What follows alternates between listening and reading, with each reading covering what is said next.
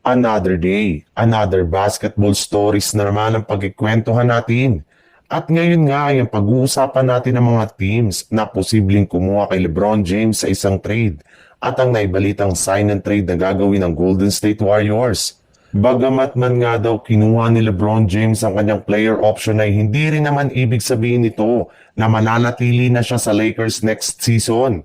In fact, malaki nga daw po ang posibilidad na mag-request dito ng trade ngayong off-season.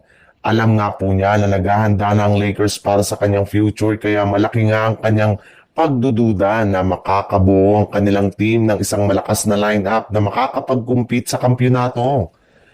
At base nga sa ibinulgar ng isang NBA insider, isa nga daw ang kupunan ng Dallas Mavericks sa mga siguradong team na sunod nitong pupuntahan kapag umalis na siya sa Lakers next year. Bukod rin nga sa Mavs, posible rin naman nga siya na lumipat sa kupunan ng Golden State Warriors kung saan maaari nga na sumama siya kay Stephen Curry sa uling pagkakataon para makakuha sila ng dalawa ng bagong kampyonato.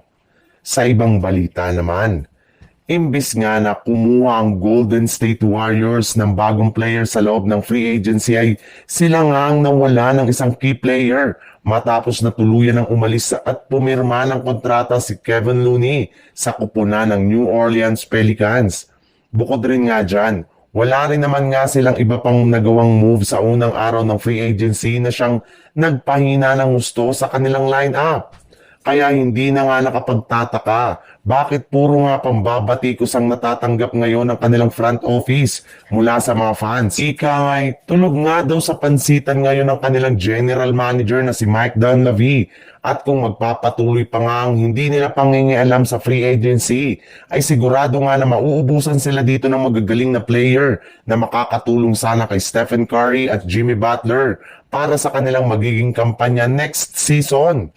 Pero hindi rin naman nga dapat mag-alala ang mga fans ng Warriors dahil gumagawa na nga ng paraan ng kanilang general manager na si Mike Dunleavy para maituloy na ang kanilang pag-sign ng trade kay Jonathan Kuminga ngayong off-season.